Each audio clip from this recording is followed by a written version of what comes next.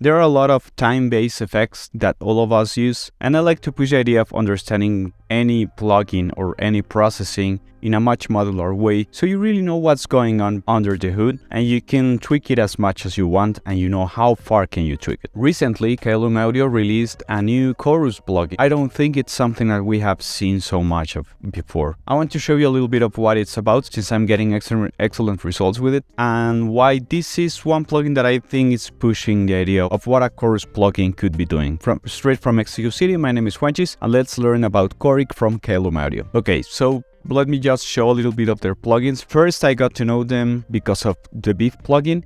It's some kind of saturation, clipping plugin, distortion, and it's really interesting. I even downloaded the dustbin when they gave it away. They have a couple of free plugins. Have fun trying them out. And they recently released the Choric plugin. Usually on the website you have all of the information that you could need, but let's go into the DAW. Even though I'm making this video on Reaper, so it really doesn't matter which DAW you're using.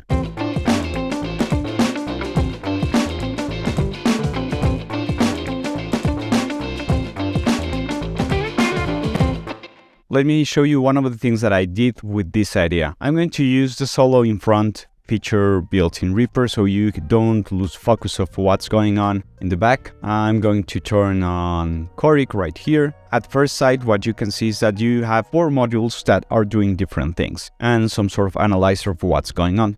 You always have some sort of filter section. Most plugins have some sort of filter section built in because it's important the way you separate the signal from the process itself and what do you want to process. So to make a chorus, the only thing that you need is to make copies of one single signal, and they are usually longer than flangers and phasers, and they are usually longer delays than that of a flanger. So in this analyzer, what we're looking at is different copies of the same sound, and we can have up to 32 voices because chorus is exactly what it means. It's how to make a chorus out of a single instrument, like having several voices singing one part of a song, like having several horns, several strings.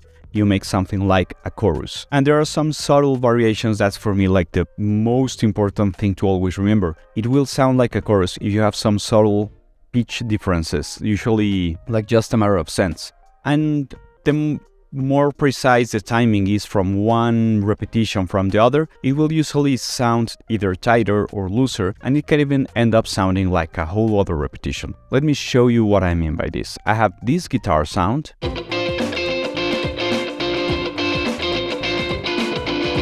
Okay, so I have that guitar sound, right? And if I turn on the init, like the just loaded up Choric version with the full mix, you get a stereo image out of this because you have a certain amount of voices that you're adding to the sound. Let me turn up that knob as I keep playing the loop.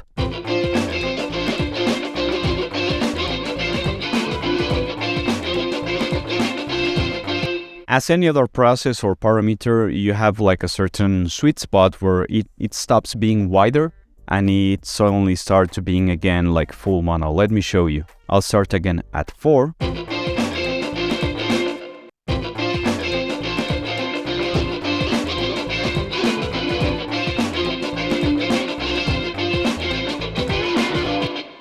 Pay special attention on what happens when I'm hitting from 10 up to 15. I feel that around 13 it's already being messy and it's going back right in the middle instead of opening up.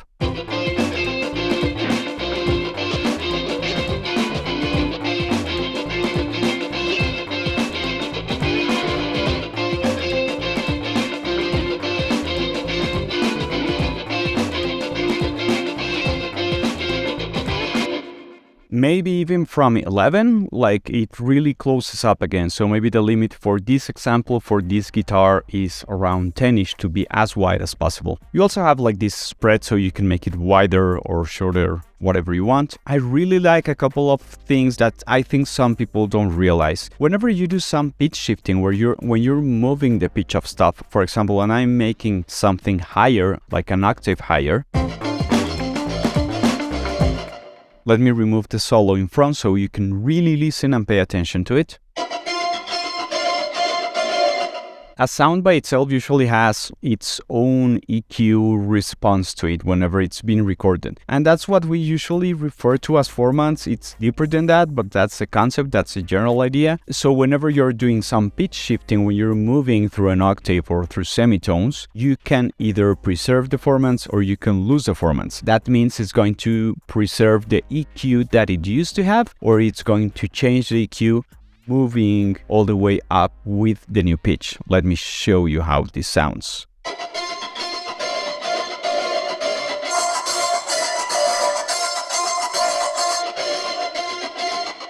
We can even try to analyze this really fast with something like span. So pay attention to how the whole thing moves up when I turn off the preserve formants.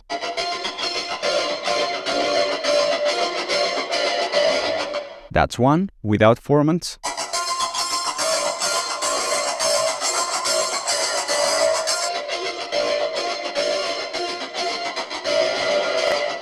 I don't think it's way too hard to notice the differences. So let's take this idea into different places within this same loop. You can try to use chorus in several places. When you're talking about effects, it really doesn't matter where you try them out. What probably matters the most in the end is if it works or if it doesn't. And that's always like a really big subjective question, but let's make it work in different parts of the same loop. What you heard first is the chorus straight on this guitar.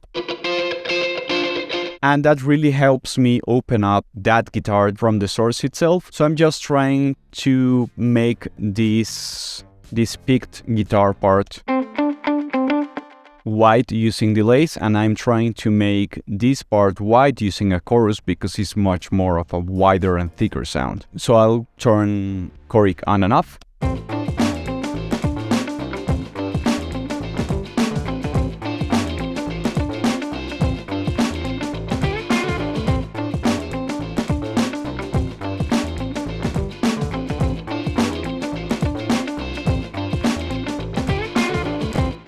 That's one place where I could put it. I'm going to add some reverb after the chorus, a little plate.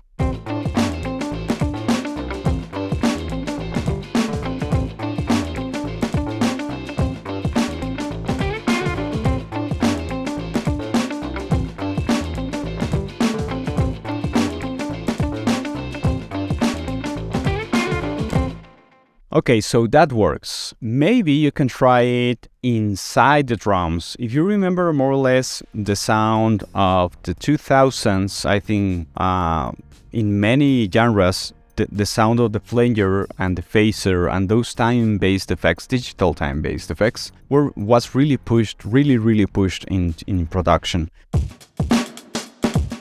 And the only plugin I have on is our Inflator. That's a nice free version of the Oxford Inflator. It doesn't sound quite the same. Let me know in the comments if you want me to make a video where we can try and compare what I listen that I feel is really different from one to another. And I'm going to use the first part of Choric with a low pass, and I'm only going to process the low end. Let me share what I'm doing here.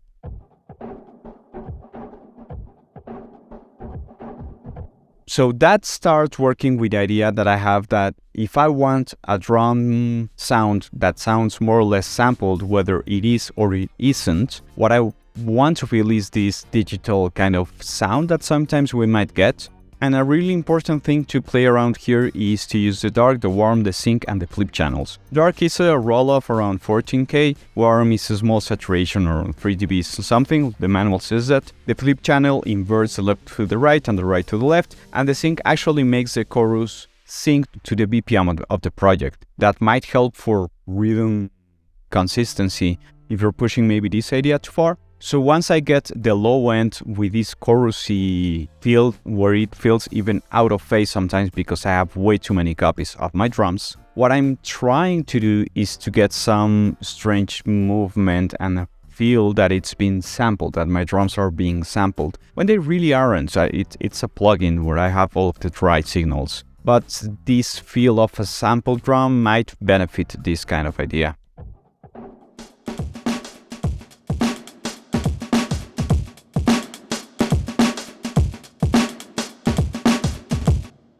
And it really works. I could even try with the pitch shifting and the preserve formants, but honestly, for this part of the example, I don't think it's really worth it. You can even make the image a little bit narrower, so I still have the guitars really open. Let me show you.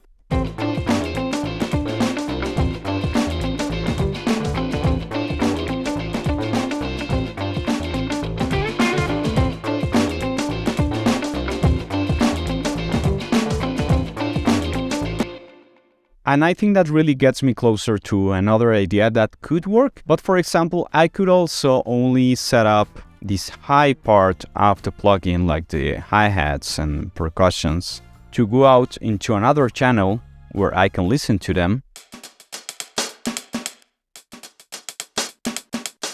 where I can really listen to them. And I'm going to make a small FX chain. I'll show you what I'm trying to do to get the drums sound even bigger and with a lot more movement to them. So first I have the Transient Auto-Pan that's also built into Reaper. I highly recommend that you maybe copy these parameters just as they are because they usually work. It changes the panning of the sound according to the transient that it listens to. So you don't want it to move way too fast. It might be chaotic. So from this version, we go into this version.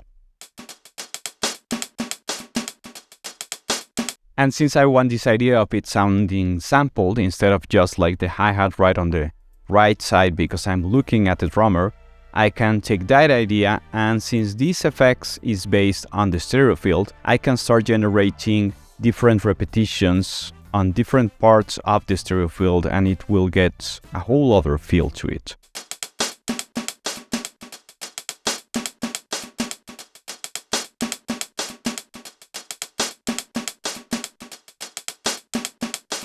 Of course, this applies whenever my plugin is with its width really open. And after that, I'm going to add LifeLine Expanse. That's also a plugin that I really enjoy to make some sound things really fun.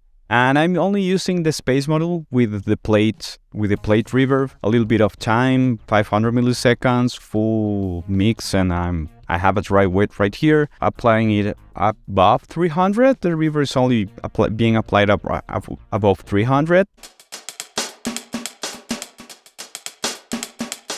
If I turn this off, let's listen to it with the drums.